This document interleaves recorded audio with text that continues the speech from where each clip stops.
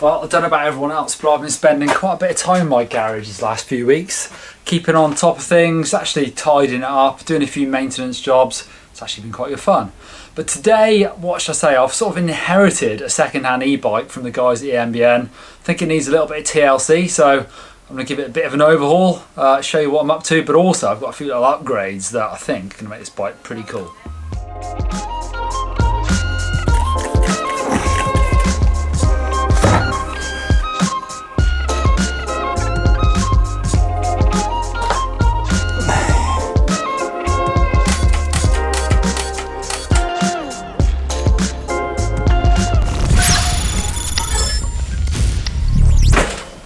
There we go, Canyon Spectral on. A couple of years old, medium, so perfect for me. It's done 1,141 kilometers, so yeah, not crazy, but I definitely know that it needs a little bit of work after just riding it around the block. Some things feel a little bit loose, so we need to investigate a little bit. First thing I'll do is going to give it a really good wash, and then I'll start tearing it down.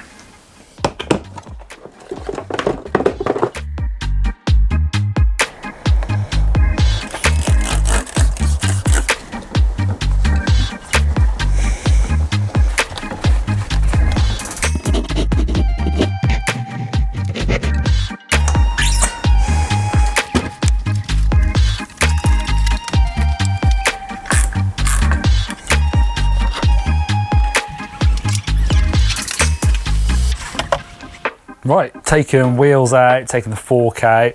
The headset does feel a bit rough. That is our top handle, bottom there. Pretty rough, but I don't have any bearings to swap them with and don't have the tools to knock them out, to be fair. So what I'm going to do is just gently prise off this top seal, do it on the bottom as well, and see if I can give them a bit of a clean out and just repack them with grease. It's not ideal, but it's something. Try and do this super gently so I don't damage the seal whilst I'm doing it. Although, to be fair, this bearing is pretty much done anyway. Yeah, it doesn't look too bad inside. Let's repack it with grease.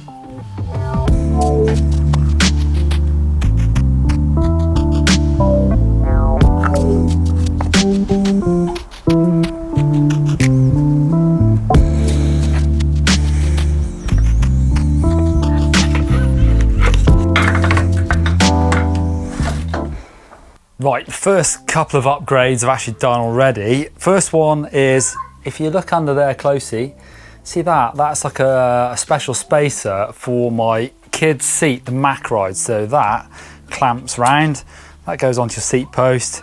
Kid sits there, puts their feet in there, it's brilliant. Also, these little foam grips so that my boy holds onto them. The e-bike has been a proper lifesaver in these current conditions where me and my little dude can go out for a bike ride, not far from home, but get up some pretty decent hills on the e-bike, so loving it.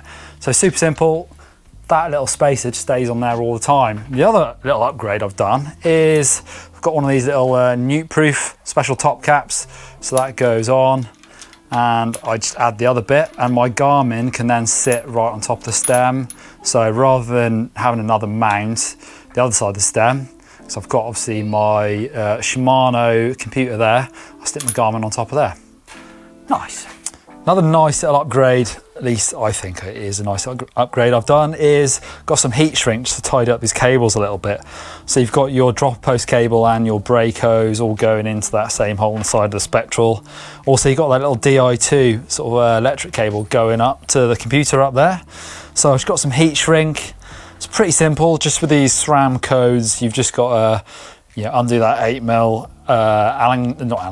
spanner, and inside there you've got the olive where you need a tiny little Torx key to take that out, and then you just thread that and your cable for your drop post through the heat shrink. I made a nice neat little hole so the Di2 cable comes out, it's just threaded through, and then just sort of carefully get the old blowtorch on it just to shrink it down. You've got to be super careful with that. Obviously that is an electrical cable, so don't want to be getting that too hot, but I can confirm I've done it and it looks good and it still works. Next couple of things I'm going to do just to freshen up an old bike, I think it works every time, is to put some new grips on there and then put some new brake pads in, but also give these brakes a bleed. Always find that, especially these SRAM codes, once the pads have worn down, they do start to feel like they pull in too close to the bar. So new pads and a bleed, and they do feel so much better after doing that.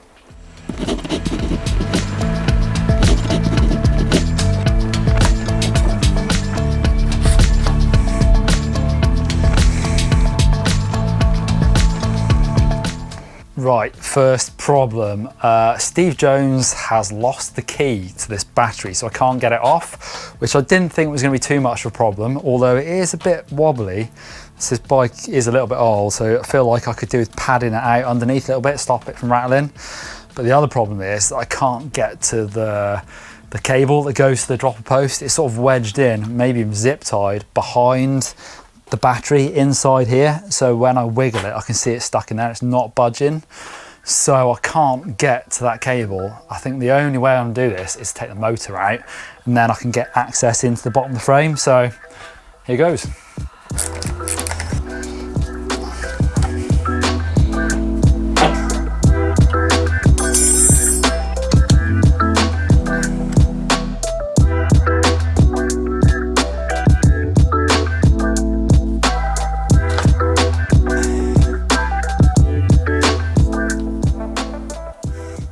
There you go. There is a Shimano Motor. Can't believe really how light that thing is. I know you've got a battery as well to power it, but considering what you get from that thing, it's so light.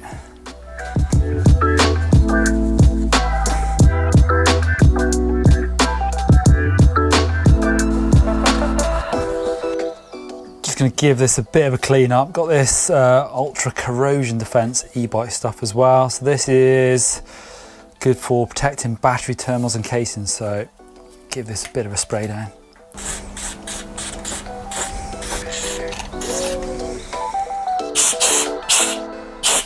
Something really cool about these Shimano systems, this is the E8000. You see that's the battery terminal. I think that one there with that little sort of end to it, that's for your wheel sensor, and then your computer plugs into there. So you can see you've got a spare port there. So I have run Shimano Di2 in the past, and something super exciting, for me at least, is that I've been keeping a set of Di2 that I've had for like a couple of years in a box down here for a rainy day. I never knew what I was going to do with it.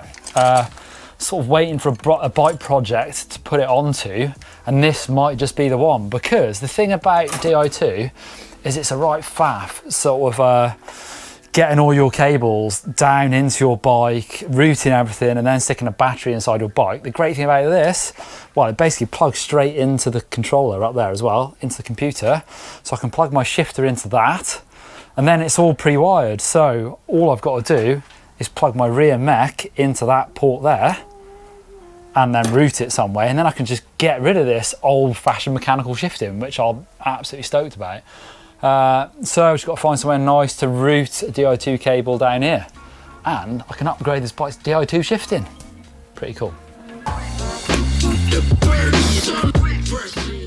So if you've got a Shimano system, all you're gonna need for this upgrade is a mech. You can get XT or XTR, depending on your budget, a shifter, and then 2 cables. So one for the shifter to go to the computer at the bar, and one for the mech to go over to your motor. And obviously then you've got to have compatible chain and cassette as well. But hopefully this is going to be a pretty easy, very cool upgrade.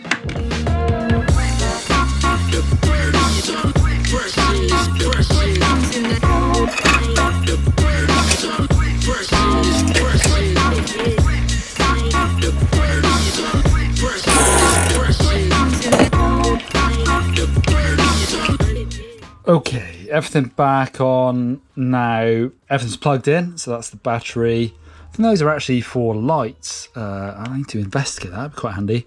And I've plugged the rear mech in and just the other bits that are already there. Now to turn it on.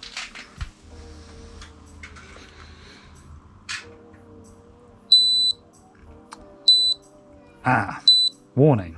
So it's not exactly plug and play. You put the shifter in and the mech in, but the bike gives you a warning. Basically, it's programmed from the manufacturer to either have mechanical gears or electronic gears. However, there is a workaround. There's an app called Emacs. This cost me 99p from the App Store. Use this and you can dig into the details of your bike and change it from mechanical to electronic gearing. Next job was to get the Shimano eTube app open so I could tweak my gears. I like setting them up so they shift very fast, but there's all sorts of options here to get your gears working exactly how you want them to. Lastly, I went to Garmin Connect so that I could get the battery status up on my Edge 830, or you can even get it on your Phoenix watch if that's what you want.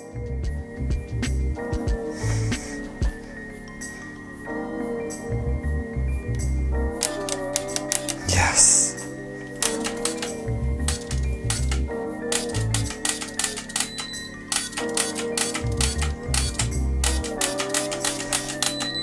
It works. It tells you what gear you're in.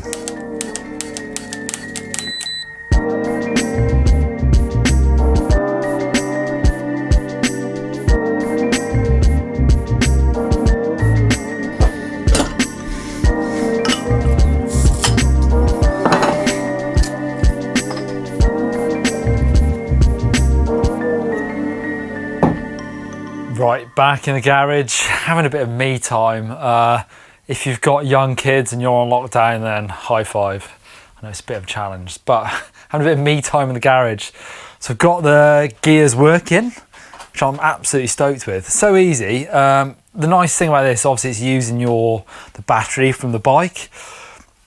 There's no concerns about sort of longevity of this. When I've run Di2 before, just using the tiny little battery that on a normal bike you use, it lasts forever. You hardly need to charge it, so it's really not going to affect your range hardly at all.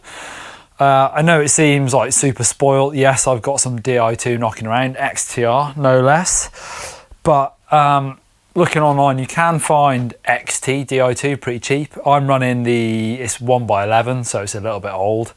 Actually, I think XTR is only 1x11 Di2 at the moment. Lucky I've got the stuff knocking around. It fits super easy, a bit of a hack using that app, and it's working absolutely fine. One thing I do need is a wider range cassette. At the moment I think it's an 1140, which is actually quite a lot smaller than the one I took off. So yeah, I'm going to order an 1146, which will work with that mech. That is the long cage mech, I believe, so that should work in 1146.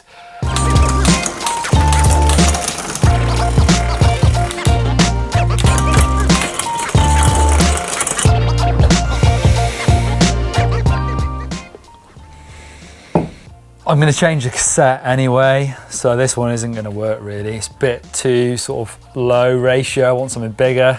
Also, that chain is second hand. Let's use the checker. It looks okay actually. It's one of these things, if that tip just goes in slightly like that, it's fine. Once it goes to 0.5, that's time to change the chain. 0.75 means that it's knackered and you're gonna have to get a chain and cassette and everything. But I'm gonna change the cassette, so I need a new chain anyway, and that looks too short to me. That rear mech is proper stretched out, so I think that chain is probably too short. So it'll do for now if I'm careful, but if I bottom out the suspension in that gear, that's gonna snap and could break the mech, so better be careful.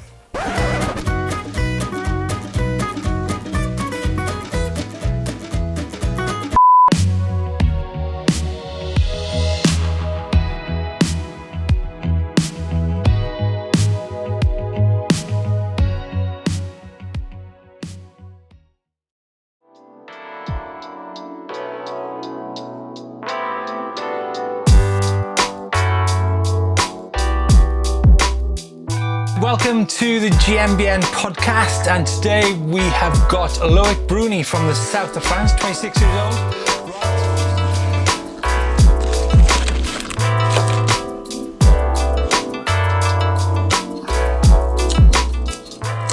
Just a couple of finishing touches, some new stickers on the forks, they're pretty scruffed up. Also, obviously they go with the colour scheme. Put that little grip tape on my dropper post and a mud guard, and the bike is ready for the trails.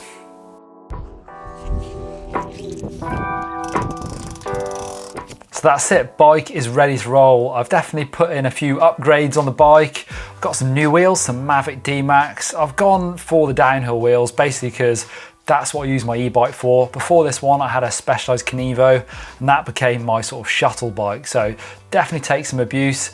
What I like about Spectral on is it's a mixed wheel size bike. So 29 are up front, 27 on back. What I've ridden the bike so far, I really like that. Big sticky rubber. I've got a Maxxis Acid Guide 29 up front, 27.5 on the back. The bike feels brilliant with new tires, new grips, new brake pads, all bled. Actually feels super fresh. The only thing I need to do is try and track down a key for the battery because that does rattle a little bit. If I could pad that out just a little bit, stop that from rattling, that would make the bike feel much smoother. I'm really surprised how good the motor feels. I guess 1,100 kilometers isn't a crazy amount of distance on this bike. I really like to know what mileage people are putting in on their bikes before they need some serious work. But this motor feels like new, to be honest.